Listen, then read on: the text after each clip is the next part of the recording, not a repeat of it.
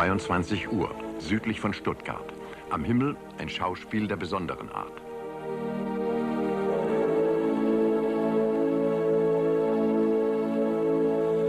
Kai M.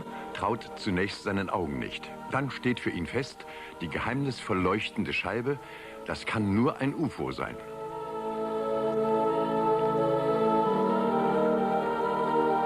Ein Irrtum, wie sich später herausstellt. Das vermeintliche UFO war ein Luftschiff, im Licht verirrter letzter Sonnenstrahlen.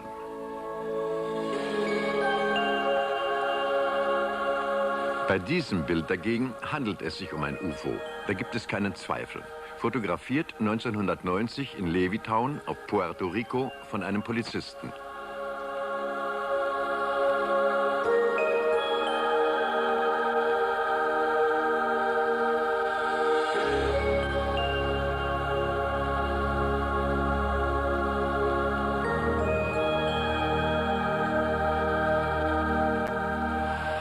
Hunderttausendmal wurden in den vergangenen Jahrzehnten UFOs gesichtet, unidentifizierte Flugobjekte.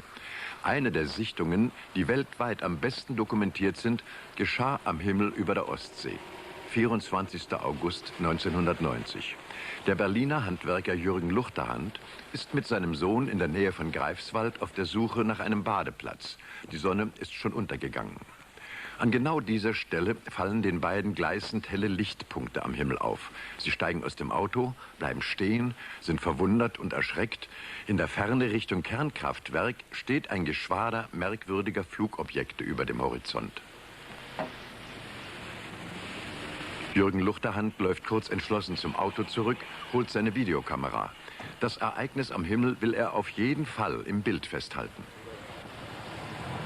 So was habe ich noch nie gesehen. Das erste Mal in meinem Leben. Also ich halte ja nichts von UFOs und so einem Quatsch, ne? Aber sowas habe ich echt noch nie gesehen, mein ganzes Leben nicht. Sowas habe ich noch nie gesehen in meinem ganzen Leben nicht. Eine spontane Äußerung von Jürgen Luchterhand an jenem Augustabend, während die Kamera läuft. Von uns auf der Tonspur entdeckt.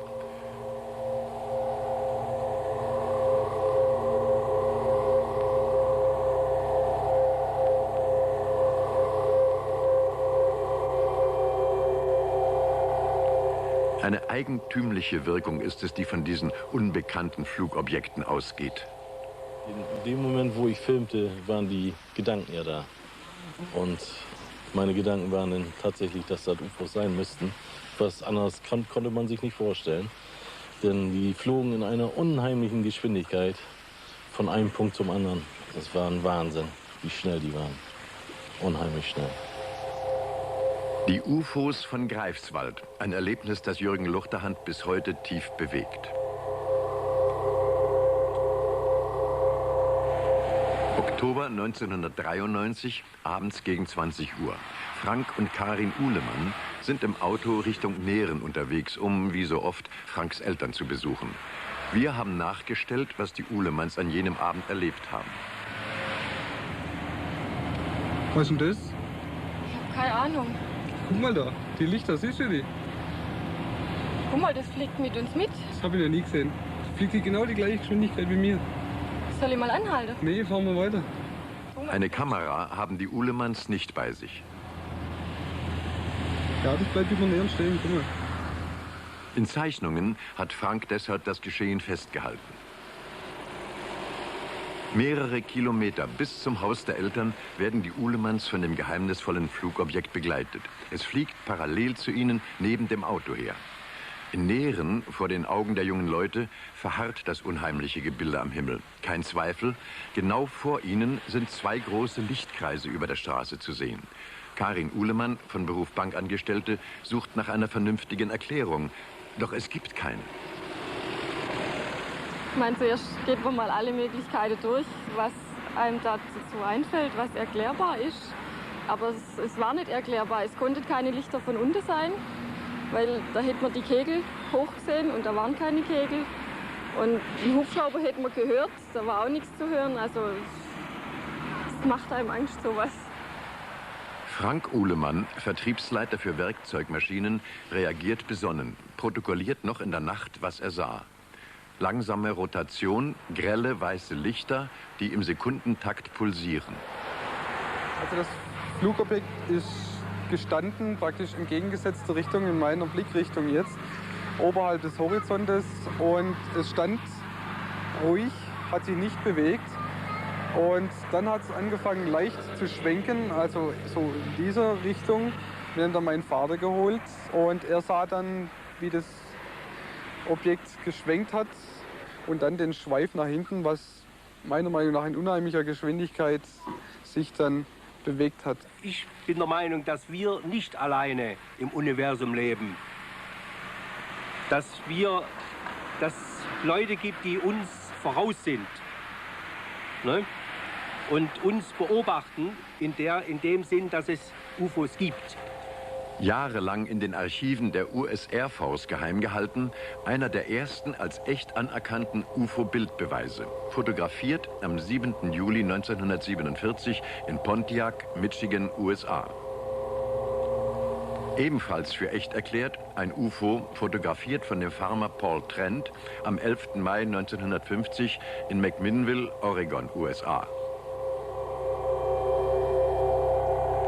Ein etwa 10 Meter großes, unidentifiziertes Objekt, von Experten für echt befunden, wegen des Schattenwurfs rechts im Bild. Fotografiert am 7. Mai 1977 in der Nähe von Wedel bei Hamburg.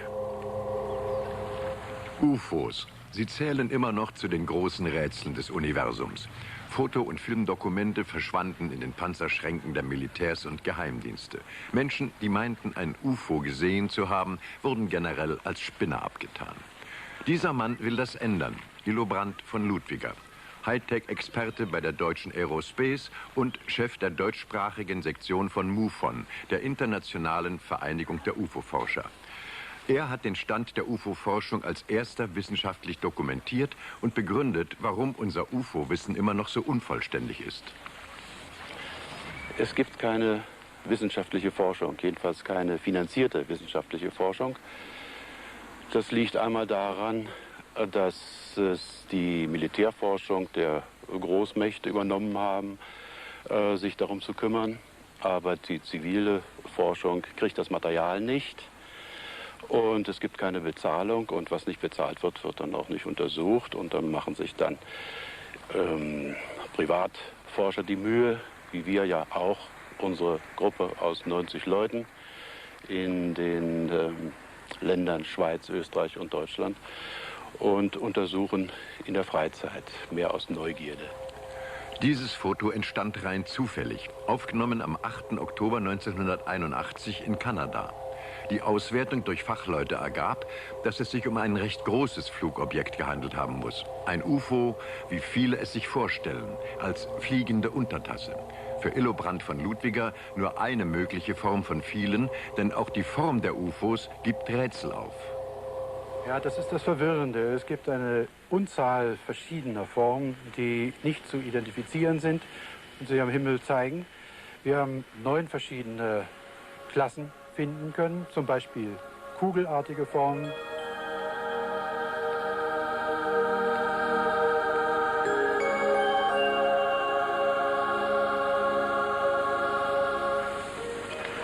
dann saturnförmige Objekte, halbkugelförmige Objekte, ovale Formen,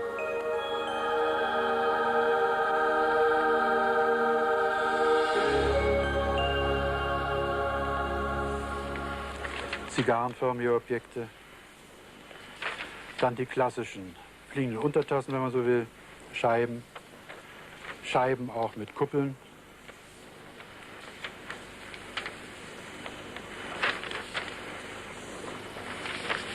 Sie sehen schon, es sind die meisten verschiedenen Formen.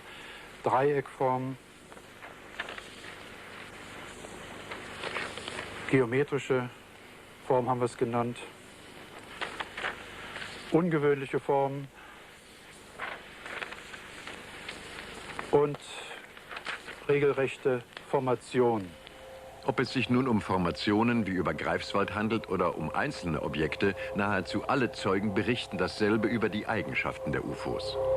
Diese nicht identifizierbaren Flugobjekte sind lautlos und bewegen sich rein zufällig, erratisch, nicht vorhersehbar, bleiben stehen, rucken wieder an, fliegen in Treppenform. Und das ist etwas, was normalerweise ein Flugzeug nicht tut oder auch alle Flugkörper, die wir kennen. Flughafen Zürich. Hier geht es auf den ersten Blick um Flugobjekte, die wir alle kennen, um Flugzeuge. Indessen auch jene, die Tag für Tag weltweit im Cockpit von Düsenmaschinen unterwegs sind, berichten von UFOs, die Piloten. Sie gelten wegen ihres Berufes als äußerst zuverlässig und sind deshalb besonders glaubwürdige Zeugen. Wir haben uns mit dem Chef der Swiss Air Jumbo-Flotte, Jürg Schmidt, verabredet. Er berichtet uns, was ein Kollege, der gerade wieder zwischen Himmel und Erde unterwegs ist, in Sachen UFOs erlebt hat. Ich habe einen guten Kollegen, das Ereignis liegt schon knapp 20 Jahre zurück. Der hat auf einem Nachtflug von Zürich nach Manchester in der Gegend von Brüssel eine Lichterscheinung 1 Uhr gesehen, in dieser Richtung. Er fragte seinen ersten Offizier, ob er dasselbe auch sehe. Es war nur als Lichtpunkt sichtbar. Der bestätigte ihm dies.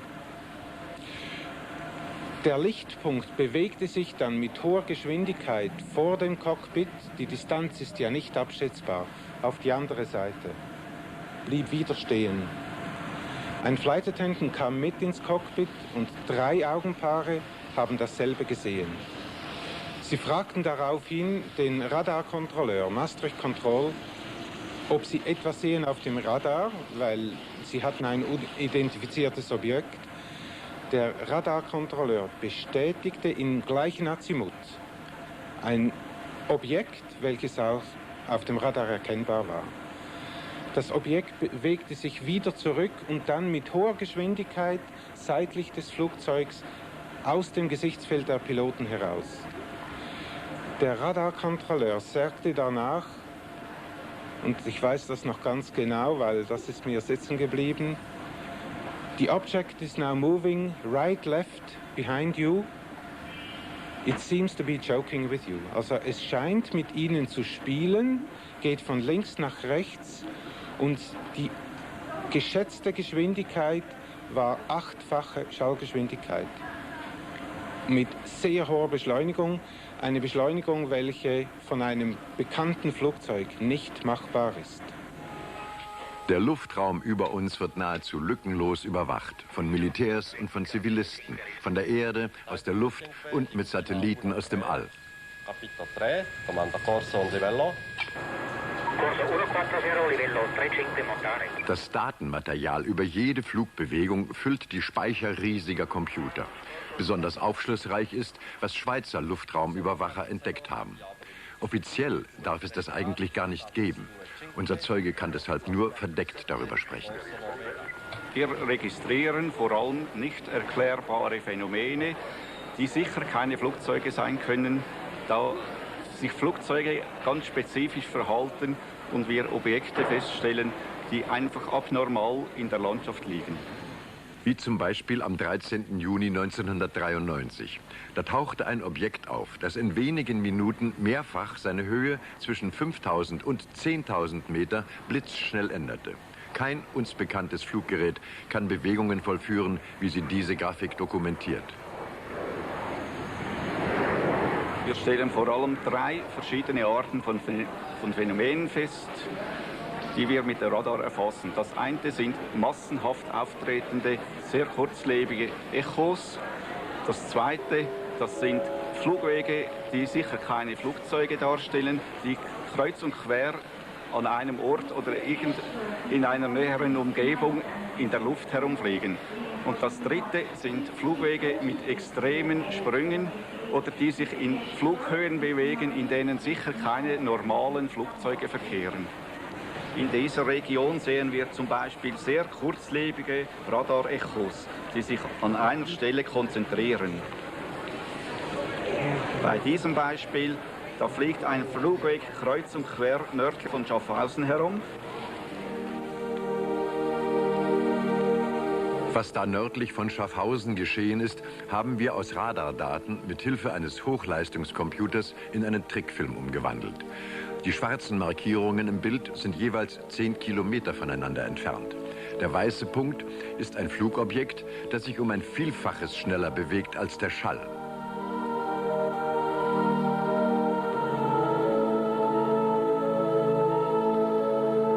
Die Suche nach vertrauenswürdigen und zuverlässigen Zeugen hat uns auch zur Lufthansa geführt. Der langjährige Chefpilot und frühere Vorstand Werner Utter hat selbst mehrfach UFOs gesehen. Diese Zeichnung zeigt eine seiner Begegnungen mit Phänomenen der besonderen Art.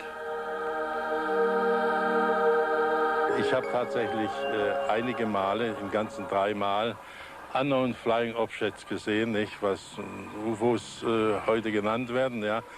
Und ich möchte immer betonen, ich betone auch immer wieder, ich habe dabei keine grünen Menschen gesehen, habe auch nicht mit niemandem geredet. Es war nur eine Lichterscheinung, die ich mir nicht erklären konnte. Und ich habe sie nicht allein gesehen, sondern mein Co-Pilot und der Flugingenieur, die haben es mitgesehen. Und wir haben auf einigen Flügen, auf 3 Flügen insgesamt, immer mit verschiedener Besatzung natürlich, haben wir diese Phänomene dann beschrieben, den Standort, wie hoch wir sind, was wir sehen, wie das Licht ist.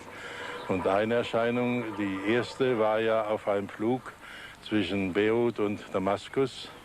Und da kam ein Feuerball auf uns zu, bei Nacht, ein Feuerball auf uns zu. Und der blieb dann 2, 3, 4, 5 Sekunden oder Minuten, die Zeit kann man da gar nicht mehr abschätzen, zwischen einem Motor, dem Innenmotor und der Kanzel stehen. Und wir haben reingeguckt, nicht? Und ich muss sagen, ich hatte damals gar keine Angst gehabt. Es war für mich ein Gefühl, ich fand mich irgendwie geborgen in der Feuerkugel. Und plötzlich schoss dann diese Kugel, es war mit 45 Grad, blitzschnell nach oben weg und verschwand im Nachthimmel. Das war die erste Erscheinung. Es ist 9:55 Uhr GMT. Scheint, wir haben eine fliegende Untertasse in Sicht. Ganz hell. Sendet Strahlen aus. Und mal rot, mal violett. Wie so eine Spinne.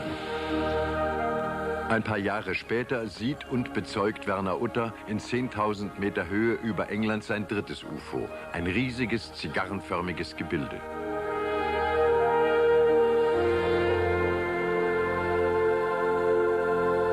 Jetzt sind wir in Lauterbach. Lauterbach, in dem Hafen, wo wir das UFO gesehen haben. Fernsehabend bei Familie Kaiser in Ennepetal. Dieses Video sehen sich Irmgard und Ingo Kaiser immer wieder an. Auf der Rückreise vom Urlaub in Schweden machten sie Pause im Hafen von Lauterbach auf Rügen. Es ist der Abend des 24. August 1990. Eigentlich wollten die Kaisers nur das Ausflugsschiff von der Insel Wilm abwarten. Doch dann haben sie ein Erlebnis, das viel aufregender ist. Irgendwann hat man gehört, da ist was am Himmel. Mein Mann hat gesagt, guck mal da. Ja, was ist das? Was kann das sein? Mein Mann sagt, das sieht aus wie Orion, wie das Film. Ja, ach, hol mal die Kamera, guck mal, vielleicht kriegen wir es drauf. Na ja, und erzähl mal weiter.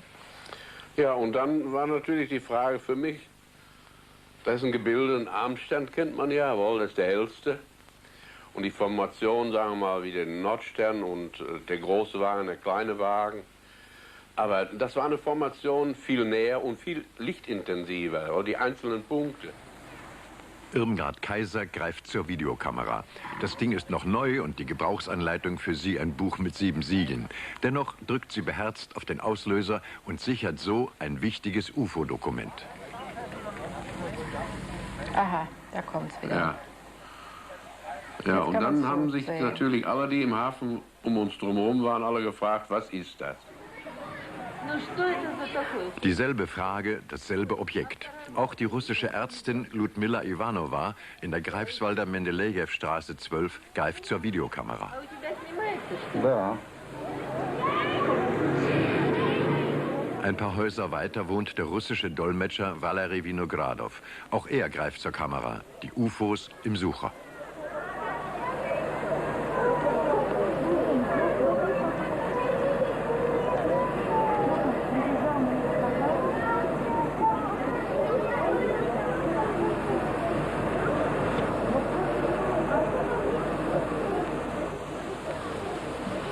München, Straßberger Straße. Hier schlägt das Herz der seriösen deutschen UFO-Forschung. In der Anonymität einer Betonsiedlung, versteckt zwischen Schlafwaben, ist der Computerexperte Rolf-Dieter Klein zu Hause. Genau genommen ist die Wohnung nur eine Ansammlung von Computern, Monitoren und Druckern. Der Herr über Bits und Bytes hat kaum noch Luft zum Atmen. Fotos, Filme, Dokumente, fast alles, was mit UFOs zu tun hat, ist hier gespeichert.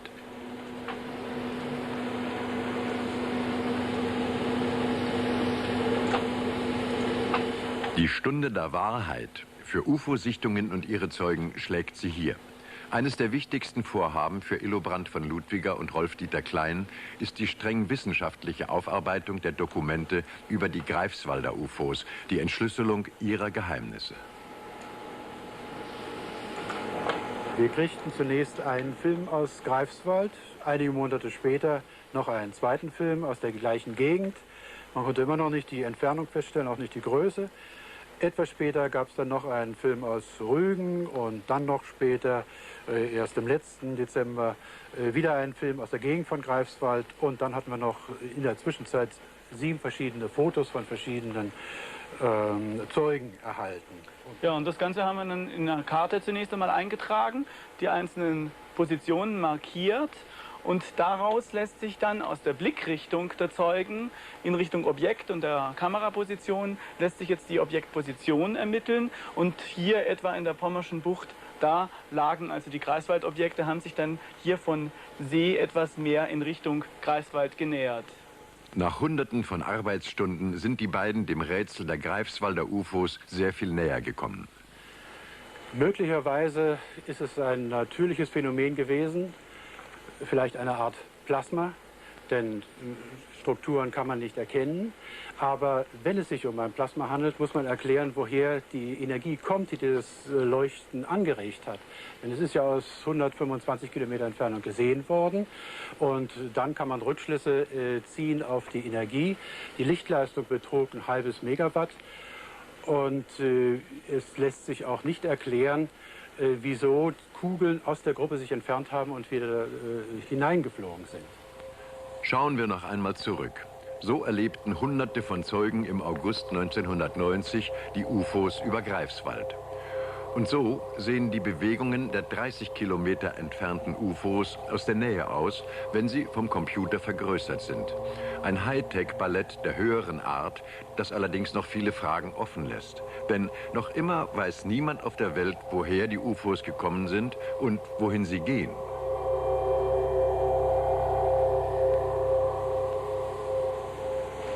Unter dem Fotomaterial war ein recht unterbelichtetes Foto, das wollte der Zeuge eigentlich schon wegschmeißen, aber das war gerade ganz besonders ergiebig. Und zwar lässt sich daraus mit Hilfe des Computers ermitteln, dass sich die einzelnen Leuchtkugeln, dass das wirklich eine Kugelform hatte. Das kann man hier am Computer einstellen, nämlich indem man hier Helligkeiten verändert und damit dann Rückschlüsse auf die Form der Objekte ziehen kann. Und hier das Ergebnis aufwendiger Untersuchungen. Jede dieser Kugeln war in Wirklichkeit geballte Energie, genug, um den Strom für eine Kleinstadt zu liefern. Die Greifswalder UFOs noch einmal auf der Insel Usedom aus etwa 20 Kilometer Entfernung fotografiert. Dieses Foto des Berliners Rainer Michael Ladwig lieferte den UFO-Forschern den Beweis für die Höhe der Formationen. 6000 Meter noch unter den Wolken. Die Computersimulation zeigt, dass es eine Wechselwirkung zwischen den Flugobjekten gibt.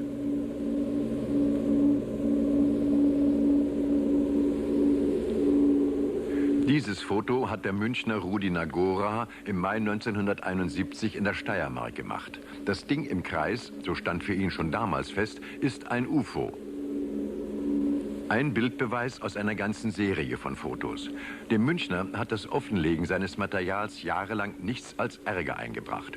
Er wurde zum Betrüger erklärt und erst jetzt erfährt er eine späte Genugtuung.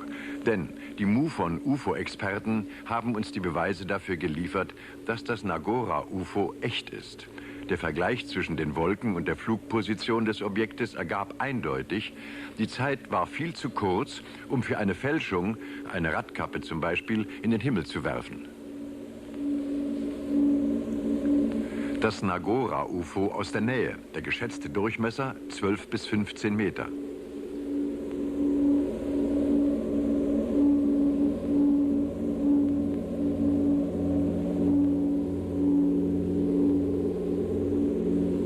Die Computersimulation zeigt, so hat sich das UFO damals über der Steiermark bewegt. Rasend schnell von Punkt zu Punkt.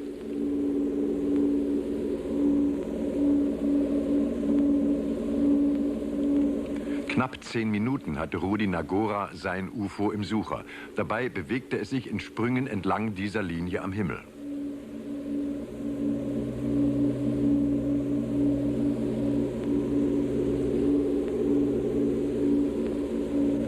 »19. Juni 1987. Am Nachmittag entsteht dieses Polaroid-Foto.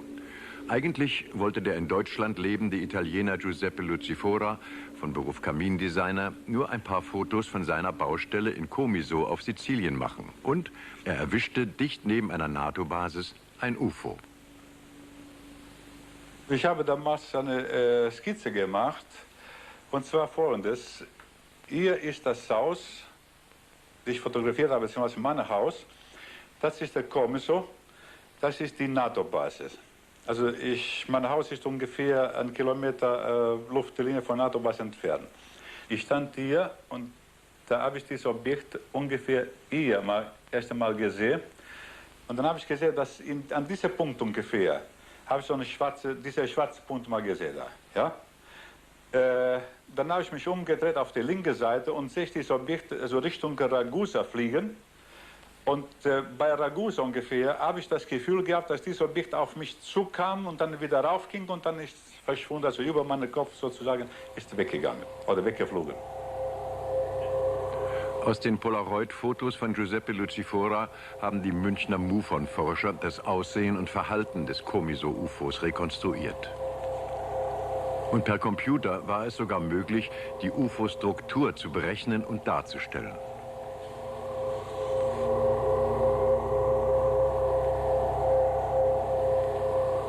Was damals im Juni 1987 auf Sizilien geschah, diese Computeranimation zeigt es. Das Comiso-UFO flog auf seiner Bahn immer in einer Ebene, was auf den einzelnen Fotos nicht zu erkennen war.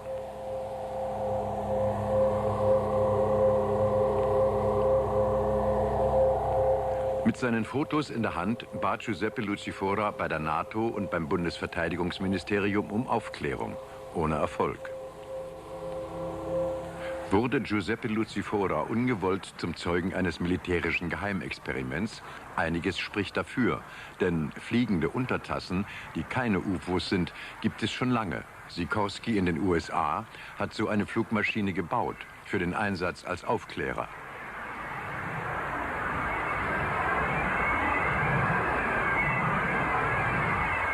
Made in Germany, das militärische Geheimprojekt Aerodyne, gebaut von Dornier. Wir zeigen erstmals Szenen von einem Testflug.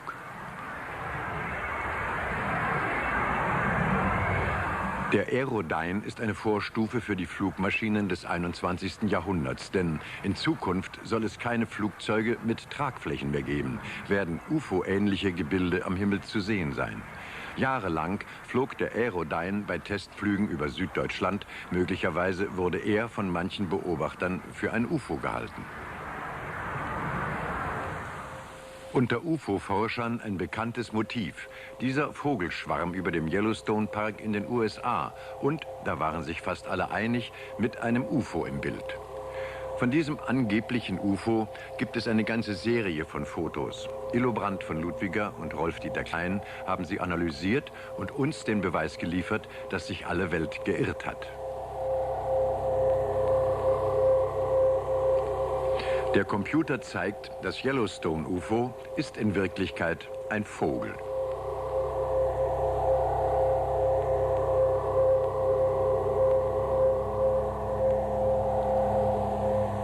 Eine aufregende Situation. Ein UFO wird von einem Flugzeug angegriffen. Tausende Dollar musste hinblättern, wer das Foto drucken wollte. Aber dieses Bild und alle anderen der Serie sind raffinierte Fälschungen. Das UFO ist eine Scheibe, das Flugzeug ein Modell, mit hauchdünnen Fäden an den Ästen des Baumes befestigt. Rolf-Dieter Klein hat für uns die Fälschung aufgedeckt.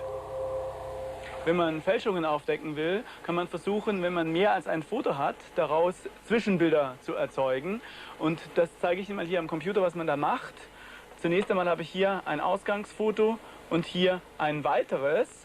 Und ich muss jetzt versuchen, in diesem Foto korrespondierende Punkte zu finden. Hier zum Beispiel einen Punkt auf dem Ast. Oder hier haben wir das vermeintliche UFO. Da markiere ich hier diesen Punkt. Hat sich hier natürlich etwas wegbewegt durch die neue Kameraposition. Und daraus kann ich jetzt hier eine komplette Animationssequenz erzeugen. Und die kann man sich dann ansehen und versucht dann zu erkennen, ob es sich um eine Fälschung gehandelt hat oder nicht. Trotz der unterschiedlichen Aufnahmestandpunkte für beide Fotos sind die Modelle an ihrem Platz geblieben. Bei echten Objekten in der Ferne wäre das völlig unmöglich. Die Computerdarstellung zeigt, was mit zwei echten UFOs und einem Flugzeug passiert, wenn der Kamerastandpunkt geändert wird. Während die für die Fälschung benutzten Modelle ihre Position nicht verändern, würden sich echte UFOs und ein Flugzeug bewegen. UFOs über Belgien. Diese Nachricht elektrisierte vor einigen Jahren die Weltöffentlichkeit. Wir sind zu Gast bei SOBEPS in Brüssel, der Gesellschaft zur Erforschung von Weltraumphänomenen. Sie hat die belgischen UFOs wissenschaftlich erforscht. Also diese Karte zeigt die Stellen, wo UFO-Beobachtungen während der belgischen Welle gemacht wurden.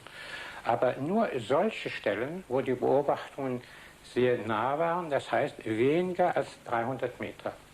Und das begann ganz massiv an einem Abend am 29. November 1989 in dieser Gegend. Das sind die schwarzen Punkte. Tausende von Zeugen haben in Belgien UFOs gesehen. Die UFO-Welle begann im November 1989 und dauerte mehrere Jahre. Unter den ersten Zeugen die Gendarmen Nicole und van Montigny von der Brigade Eupen.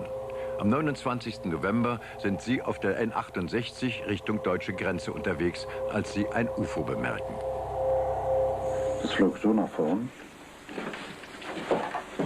Und die Lichter, die reichten bis zum Boden. Es war taghell am Boden, man hätte ein Buch oder eine Zeitung lesen können. Das hier ist jene Stelle unweit der Kleinstadt Eupen, wo ein gleißender Lichtfleck die Aufmerksamkeit der Gendarmen erregte. Es ist 17:20 Uhr, kurz nach Sonnenuntergang. Wir waren beide außerhalb des Fahrzeugs und befanden uns rechts vom Fahrzeug. Und man hatte den Eindruck, die kamen zurück. Hier hatte ich persönlich keine Angst. Der Physikprofessor und UFO-Forscher Dr. Auguste Meessen hat uns noch einmal geschildert, wie alles begann. Die beiden Gendarmen von Montigny und Nicole fuhren in dieser Richtung nach Aachen. Und an dieser Stelle bemerkten sie plötzlich auf der Wiese ein sehr starkes Licht, das überhaupt nicht dorthin gehörte. Das Zentrum lag 50 Meter von der Straße weg und das war ungeheuer hell beleuchtet bis etwa 20 Meter zur Straße hin. Dann haben sie sich umschaut, wo dieses Licht herkam und entdeckten dann in einer Höhe von ungefähr 120 Meter eine Plattform mit 3 sehr großen weißen Scheinwerfer, die ein starkes weißes Licht nach unten schickten. Wir haben aus zahlreichen Zeugenaussagen und Protokollen den UFO-Flug von Eupen zum ersten Mal für das Fernsehen per Computer exakt rekonstruiert. Und damit auch gut zu erkennen ist, wo und wie das November-UFO geflogen ist, haben wir seine Flugbahn von der Dunkelheit ins Tageslicht verlegt.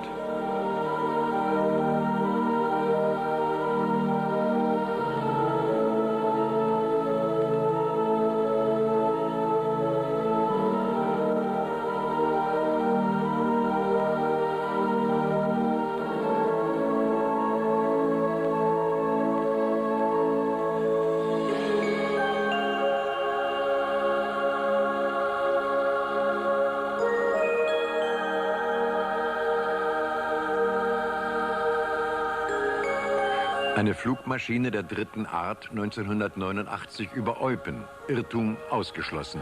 Von Hunderten gesehen, ein dreieckiger Flugkörper, 30 Meter lang, 2 Meter hoch.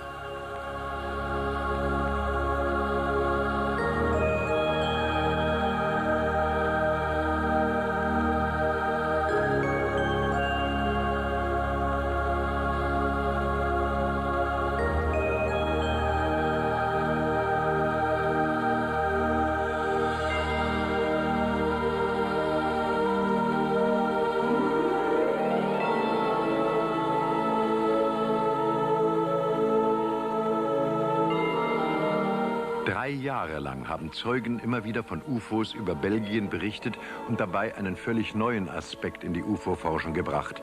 Denn von den Teller- oder kugelförmigen UFOs, von denen sonst immer die Rede ist, unterschieden sich die belgischen Objekte erheblich. Was anderes ist nämlich, dass es meistens Plattformen waren. Das heißt, der Boden war flach. Hier ist ein Beispiel. Die äußeren Formen konnten verschieden sein. Das hier ist ein Dreieck mit gebogenen Seiten. Sehr oft gab es 3 große Lichter, riesig große Lichter, konnten einen Durchmesser zum Beispiel haben von 2 Meter. Nicht in diesem Fall, aber in anderen Fällen ein rotes, blinkendes Licht in der Mitte. Was natürlich entscheidend ist, ist, dass solche Objekte den Eindruck geben, wirklich materiell zu sein, eine besondere Struktur zu haben. Es sind aber keine Tragflächen da, es sind keine Propeller und keine Düsen da. Also versteht man im Grunde nicht, wie das funktionieren kann. Und dann kann man von etwas Unidentifiziertem sprechen. Dieses Foto ist einzigartig. Es zeigt eines der belgischen UFOs, zufällig von einem Amateur aufgenommen, am 7. April 1990. Nur ein paar Lichtpunkte? Nein, das Bild zeigt weit mehr. Die wissenschaftliche Analyse der Vorlage enthüllt, das geheimnisvolle Dreieck ist aus Materie.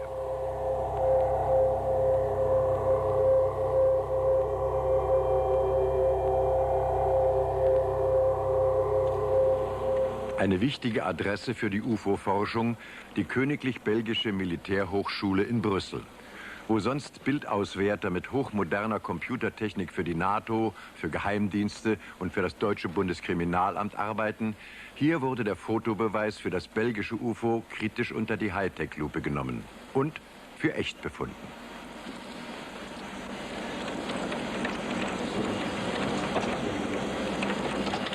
Punkt für Punkt, Schicht für Schicht haben die Militärexperten das Foto analysiert, sich an mögliche Geheimnisse herangetastet. Fragen über Fragen warten auf Antwort. Wie kommt es, dass UFOs so lautlos fliegen? Wie sind die plötzlichen Ortsveränderungen mit vielfacher Schallgeschwindigkeit zu erklären? Wie funktioniert der Antrieb von UFOs? Dazu gehört natürlich die Frage, wie sich diese Objekte ohne Tragflügel und ohne Propeller und Düsen bewegen können. Nun wissen wir, dass wir selbst, um uns zum Beispiel beim Schwimmen fortzubewegen, mit unseren Händen das Wasser nach hinten drücken. Wir üben auf das uns umgebende Fluidum eine Kraft aus. Ein UFO könnte dasselbe machen, aber ohne mechanische Kräfte. Es genügte dafür, die Luft zu ionisieren. Und das ist, was vielleicht, wir sind immer vorsichtig, hier der Fall ist, nämlich, dass hier Luft ionisiert wurde, das zeigt das ultraviolette Licht, und dass durch elektrische und magnetische Felder auf diese Ionen, auf diese elektrisch geladenen Teilchen eingewirkt wurden.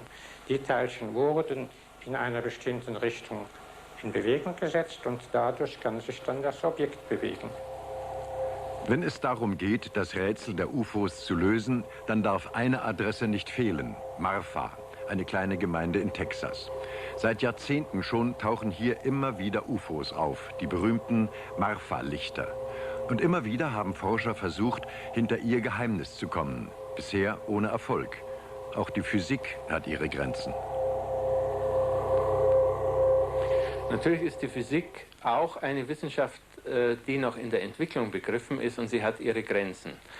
Es gibt sehr viele neue Phänomene, die entdeckt werden, und die Wissenschaft Physik ist genauso wie alle anderen menschlichen Bemühungen nie an einem Ende angelangt. Seit vielen Jahren schon führt das Max-Planck-Institut für extraterrestrische Physik in aller Welt aufwendige Versuche mit Ionenwolken durch.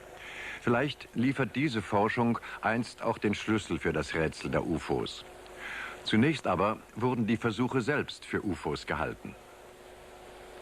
Es hat viel Aufregung gegeben über diese Erscheinung. Es sind also an die Zeitungen Berichte gesandt worden von dem, was die Leute beobachtet haben.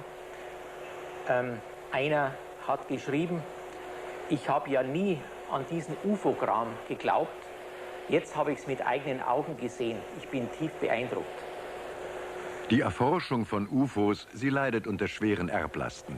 Da gibt es jene selbsternannten Ufologen, die Lügen und Fälschungen verbreiten und das Thema UFOs zur Verunsicherung vieler missbrauchen und zum Abkassieren. Und da gibt es eine Öffentlichkeit, die pauschal jene zu Spinnern erklärt, die glauben, ein UFO gesehen zu haben. Zwar sind zuverlässige Bildbeweise immer noch äußerst selten, doch irdische Spuren, die gibt es reichlich, wie Illo Brandt von Ludwiger weiß. Zunächst mal gibt es die mechanischen Wechselwirkungen, wenn ein Objekt landet, und das ist in 4000 Fällen berichtet worden. Dann gibt es Abdrücke im Boden, Büsche und Bäume werden niedergedrückt und man kann feststellen, welches Gewicht da gewirkt hat. Dann die elektromagnetischen Wechselwirkungen, zum Beispiel Hitzestrahlung. Die Hitze ist so stark, dass der Boden meist versenkt wird, aber wenn sich Zeugen in unmittelbarer Nähe befinden, kriegen sie auch Hautverbrennungen. Dann hat man radioaktive Strahlung am Boden gemessen, Millimeterwellenstrahlung. Man kennt gravitative Wirkungen, die von diesen Objekten ausgehen. Und man hat sehr, sehr starke Magnetfelder gemessen, so starke Magnetfelder, wie sie bloß bei Teilchenbeschleunigern auch verwendet werden. Die UFOs über Belgien dürften auch letzte Zweifler nachdenklich machen. Denn die übereinstimmenden Aussagen tausender Zeugen, die unabhängig voneinander dasselbe berichten, wiegen schwer. Fest steht, es gibt Flugobjekte zwischen Himmel und Erde, deren Herkunft die Wissenschaft bis heute nicht erklären kann. Kein Zweifel also. UFOs, und es gibt sie doch.